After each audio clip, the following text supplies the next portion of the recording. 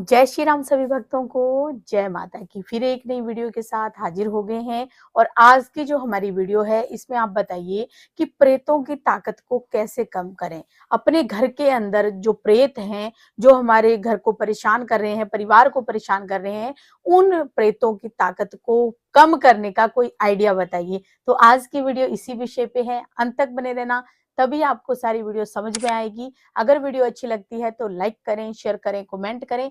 Channel पे नए हैं तो चैनल को जरूर सब्सक्राइब करें ताकि आप तक जो है वीडियो की नोटिफिकेशन सबसे पहले ही पहुंच जाए। चलिए शुरू करते हैं आज की वीडियो। जय श्री राम जी। जय श्री राम, जय श्री बालाजी महाराज, जय माता की। देखिए, इसमें कोई संदेह नहीं है कि प्रेतों की ताकत, जब प्रेत जो है हमारे घर में वास करते हैं तो बड़ा उधंग उठाते हैं, वो तंग करते हैं, हमें भटकाते हैं, जगह जगह चौकियों पे, जगह जगह सियाणों के पास, जगह जगह ओझा सियाणों के पास हमें जाना पड़ता है। अब हमें हमें ऐसा क्या यंत्र है जिससे प्रेतों की ताकत कम हो? अगर घर में कोई भी प्रेत रह रहा है, क्योंकि वो हमें दिखाई नहीं देता, तो सबसे पहली बात आपको उसकी परिभाषा को समझना पड़ेगा। उसके बाद उसकी फाइट करने का तरीके को समझना पड़ेगा। वो आपके साथ कैसे लड़ता है। आपने बहुत सारी जो है सस्पेंस मूवियां देखी होंगी, उसमें आप देखते होंगे कैसे वो जो है व्यक्ति किस प्रकार से गेम खेलता है, ऐसे ही आपको करना पड़ेगा। अब वो गेम कैसे खेलनी है मैं आपको बताता हूँ।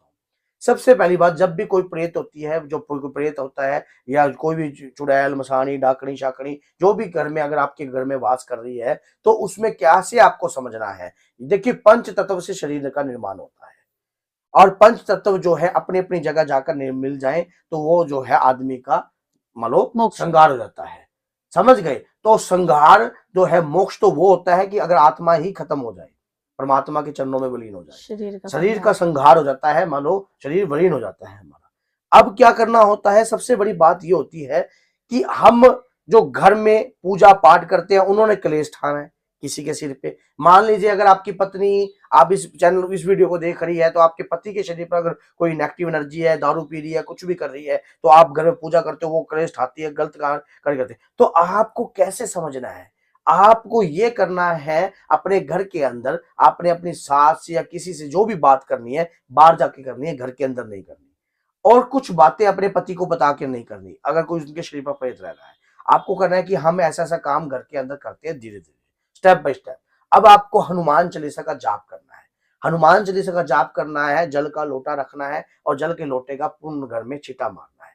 जैसे ही आपने उस घर में छींटा मारा, उसी समय अगर प्रेत के शरीर पर जाकर छींटा लगे, क्योंकि उसका प्रकोप है घर के अंदर, अब वो छींटा लगे, देखिए दिखाई कुछ नहीं देगा, दिखाई कुछ नहीं देगा, उसको अब रिएक्शन आने लग गया, अब वो समझने लग गया। अब जिस व्यक्ति का वो शरीर पकड़ता है, वो तुरंत घर में आता है, फाइट करता है, ये क्या कर रखा है, फलाना है, बंद करो ये पूजा पाठ, ढोंग ढंगा से हमने नहीं करना ये पूजा पाठ। आप कहते हो कि घर में कोई मांगलिक कार्य करवा देते हैं, हवन पद्धति कराते हैं, तो प्रेत इस चीज को सोचने नहीं देगा।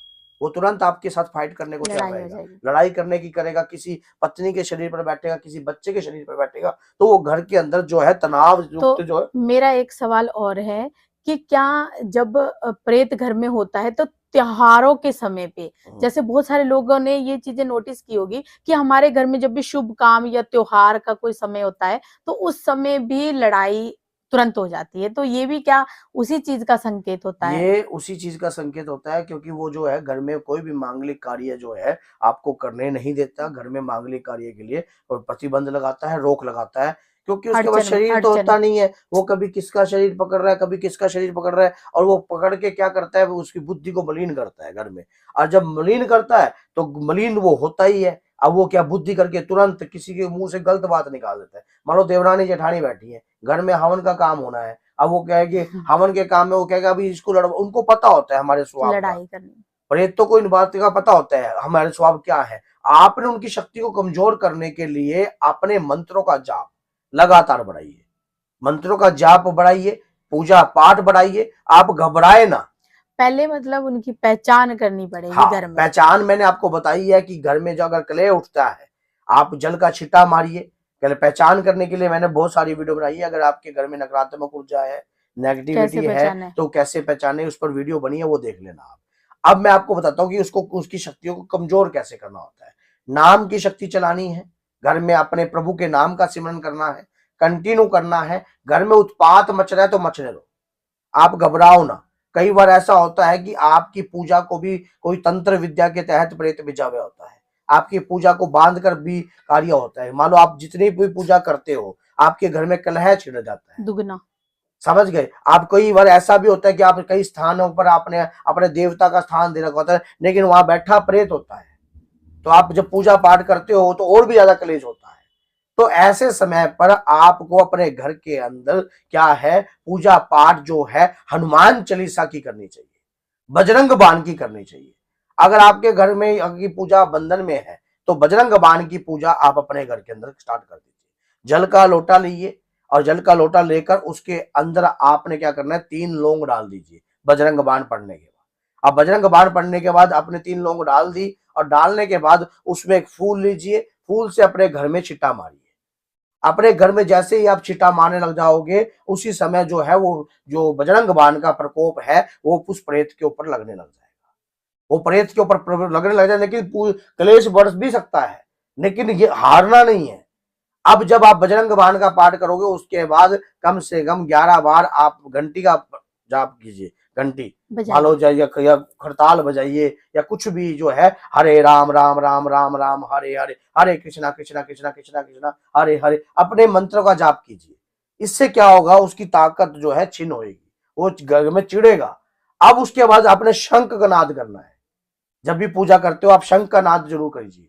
आप एक समय से शंख का नाद करने लग जाइए। ये ध्वनि ऐसी होती है जो प्रेतों के कान में जाकर फटती है, उनको बहुत तंगी महसूस होती है। जब आप शंखनाद का जाप करोगे तो यह शंखनाद जब जैसे ही बजना स्टार्ट होएगा, उसी समय जो प्रेत है वो अब कान बंद कर लेगा, दिखेगा कुछ नहीं होता, लेकिन वो क्यों, प्रेत की शक्ति कमजोर होएगी। आपने जैसे घंटी का भी नाद करना है, शंख का भी नाद करना है, भगवान के नाम का उच्चारण करना है, लगातार करना है, लेकिन हनुमान जी के बजरंग बाण का पाठ नहीं छोड़ना है। अगर बजरंग बाण का पाठ छोड़ दिया तो प्रेत जो है हैवी हो जाएगा। हनुमान चालीसा, बजरंग बाण, ये बंधन में कभी नहीं आते। ये 2 पूजा पाठ की शक्ति जो है आपके, ये बंधन में नहीं आते, वचन में नहीं आते, क्योंकि हनुमान जी की कोई ऐसी कोई शक्ति बनी नहीं जो हनुमान जी को बांध दे। हनुमान जी तो बंध ही नहीं सकते हैं। हनुमान जी तो धरती के जागृत देवता है, उनसे बड़ी शक्ति तो धरती पे है ही नहीं। हनुमान जी तो सबको पता है कि हाँ भी धरती पर भगवान राम के नाम का प्रचार वही करते हैं, माँ दुर्गा के नाम का प्रचार वही करते हैं। माँ दुर्गा के सबसे प्रथम सेनापति, उनको प्रथम की उपाधि क्यों दी गई? आप सोचिए, लाल रंग का झंडा लेकर माता माता माता करते वो जो आगे चलते हैं, कोई वो छोटी मोटी शक्ति तो ना। तो आप उस शक्ति का जब घर में उच्चारण करोगी, उस शक्ति के नाम का उच्चारण करोगी, तो आपके घर के अंदर जो है प्रेत की ताकत जो है छिन्न हो जाएगी।